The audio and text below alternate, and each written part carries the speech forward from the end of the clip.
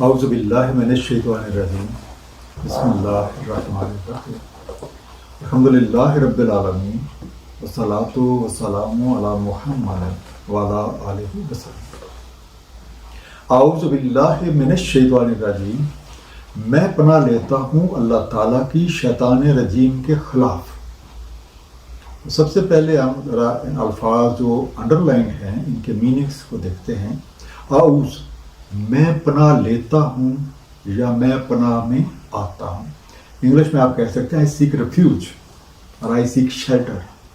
باللہ، ساتھ اللہ کے،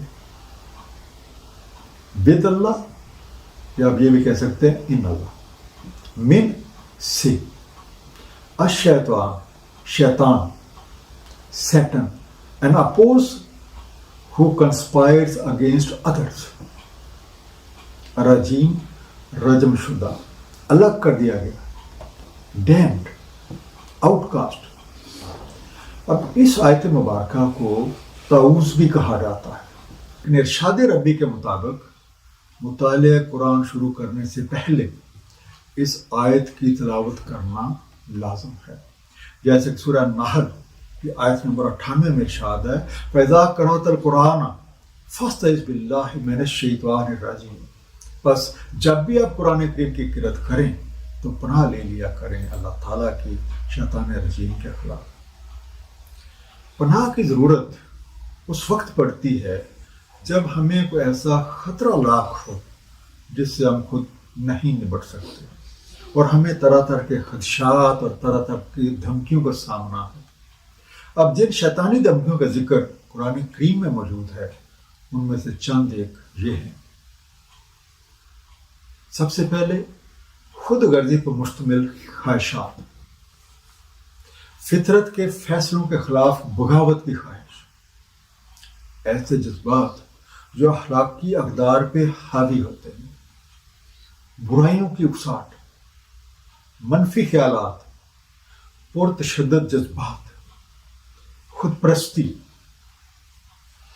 غرور اور تکبر، افواہ سازی، نفرت، اچھائی کے کاموں میں رکاوٹ، معاشرے میں انتشار پھیلانے کی خواہش، دوسروں کو احکامات الہیہ کی خلاف ورزی پہ آمادہ کرنا، بری صحبتوں کو آرگنائز کرنا،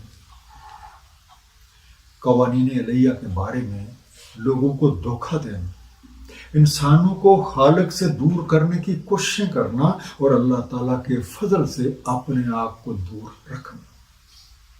یہ دھمکیاں اس شیطان کی طرف سے ہیں جس نے ہمارے جد امجد آدم علیہ السلام کو اپنے فریب کا نشانہ بنایا اور جنت سے نکلوا دیا۔ اللہ تعالیٰ نے اسے ہم سب کا کھلا دشمن قرار دیا ہے اور اس کے فریب سے خبردار رہنے کی تلقین کی ہے۔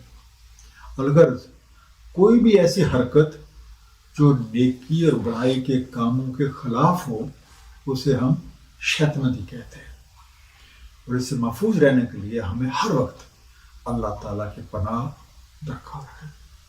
صدق اللہ العلی العظیم، صلی اللہ تعالیٰ علی حبیبہ محمد وعلی آلہ وسلم۔